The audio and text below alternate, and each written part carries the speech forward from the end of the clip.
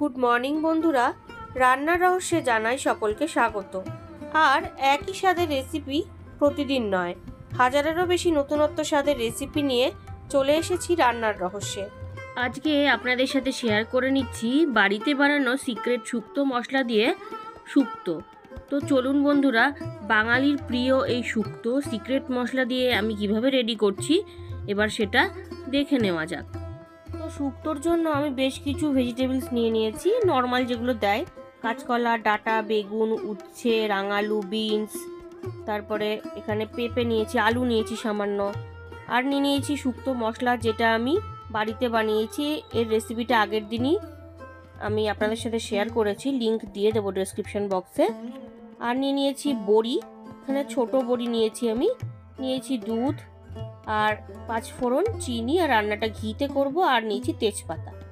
তো প্রথমেই মশলাটা আমি রেডি করে নেব, অর্থাৎ যে মশলাটা শুক্তো সিক্রেট মশলাটা আমি রেডি করেছিলাম সেটা আমি ওই 2 টিস্পুন মতন দিয়ে দিচ্ছি। দিয়ে এর মধ্যে একটু জল দিয়ে আমি ভালো করে মশলাটাকে গুলে নেব। তাতে করে কি হবে, কিছুক্ষণ আগে যদি মশলাটাকে এইভাবে রেডি করে রেখে দেওয়া যায় তাহলে মশলাটা খুব ভালো মতন ভিজে যায়। তো দেখুন ভালো করে আমি মিশিয়ে নিলাম। এইবার কড়াইতে আমি সর্ষের তেল দিয়ে দিলাম একটু, বড়িটা ভাজবো বলে। তো তেলটাকে আমি ভালো করে এবার গরম করে নিচ্ছি। দেখুন তেলটা গরম হয়ে গেছে, এবার এই ছোট বড়িগুলো দিয়ে দিলাম।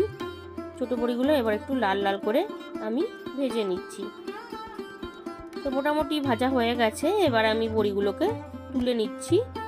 এই ছোট বড়ি কিন্তু শুধু শুধু খেতেও খুবই সুন্দর লাগে। তো দেখুন বড়িগুলো ভেজে আমি তুলে নিলাম। এবার ওই তেলের মধ্যেই আমি দিয়ে দিলাম 2 টিস্পুন মতন ঘিটা গরম করে নিচ্ছি। একটা তেজপাতা আর 1 টিস্পুন 5 ফোড়ন দিয়ে দিলাম, দিয়ে ভালো করে নেড়ে নিচ্ছি। এইবার কেটে রাখা উচ্ছেগুলো আগে আমি দিয়ে দিলাম, উচ্ছেগুলোকে জাস্ট একটুখানি আমি নেড়ে নিচ্ছি তেলের মধ্যে।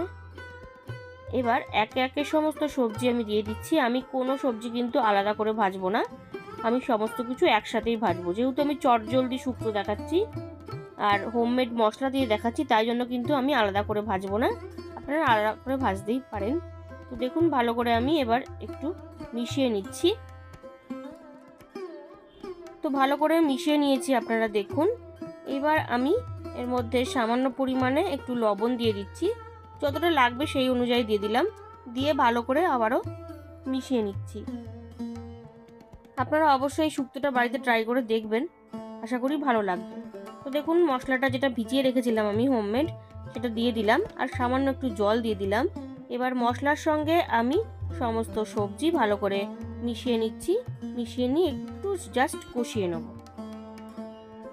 বন্ধুরা এর আগেও কিন্তু আমি বিভিন্ন ধরনের শুক্তো আমার চ্যানেল পেজে দিয়েছি, আপনারা আমার চ্যানেল পেজ ভিজিট করলে কিন্তু সেখান থেকে দেখে নিতে পারবেন। তো দেখুন কষিয়ে নেওয়ার পরে আমি ওই 1 কাপ মতন একটু গরম জল দিয়ে দিলাম, দিয়ে ভালোভাবে আমি মিশিয়ে নিচ্ছি। তো দেখুন ভালো মতন কিন্তু আমি মিশিয়ে নিয়েছি। এবার আমি 15 থেকে 20 মিনিটের জন্য চাপা দিয়ে দিলাম।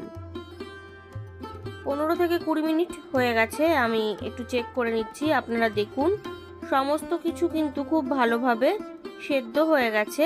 এইবার যে দুধটা আমি রেখেছিলাম, এটা জাল দিয়ে রেখেছি দুধটা, সেই 1 কাপ পরিমাণে দুধ আমি দিয়ে দিলাম। দুধটা দিয়ে এবার সামান্য একটু জলও দিয়ে দিলাম, দিয়ে ভালো মতন আমি মিশিয়ে দিচ্ছি। আর বন্ধুরা বাঙালিদের শুক্তো মানে দুধ ছাড়া কিন্তু বাঙালিদের শুক্তো একদমই ইনকমপ্লিট। তো দেখুন দুধ ছাড়া শুক্তোও কিন্তু আমি আমার চ্যানেলে দিয়েছি, আপনারা সেখান থেকে দেখে নিতে পারবেন যাদের দুধের সমস্যা আছে। তো দেখুন একটু চিনি দিয়ে দিলাম, শুক্তোতে তো মিষ্টি মিষ্টি হয় তাই জন্য চিনি দিয়ে দিলাম আমি পরিমাণ অনুযায়ী। আর দিয়ে দিচ্ছি ভাজা বড়িগুলো, দিয়ে এবার একটু জাস্ট হালকা হাতে আমি মিশিয়ে নিচ্ছি।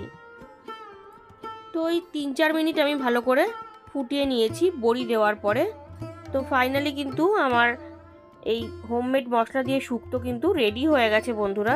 তো এই শুক্তো রেসিপি আপনাদের কেমন লাগলো আমাকে অবশ্যই জানাবেন, আর ভালো লাগলে কিন্তু লাইক কমেন্ট করতে ভুলবেন না। তো এইবার আমি শুক্তোটা গরম গরম সার্ভ করব। আজকের রেসিপি বাড়িতে তৈরি সিক্রেট মশলা দিয়ে শুক্তো আমার রেডি। ভালো লাগলে বাড়িতে অবশ্যই ট্রাই করবেন ও টেস্টের আনন্দ নেবেন। তার পাশাপাশি লাইক শেয়ার কমেন্ট করতে ভুলবেন না। আর নতুন বন্ধুরা যারা এখনো পর্যন্ত আমার চ্যানেলটিকে সাবস্ক্রাইব করেননি তারা আরও ভালো ও নতুনত্ব রেসিপির জন্য রান্নার রহস্যকে অবশ্যই সাবস্ক্রাইব করবেন। ধন্যবাদ।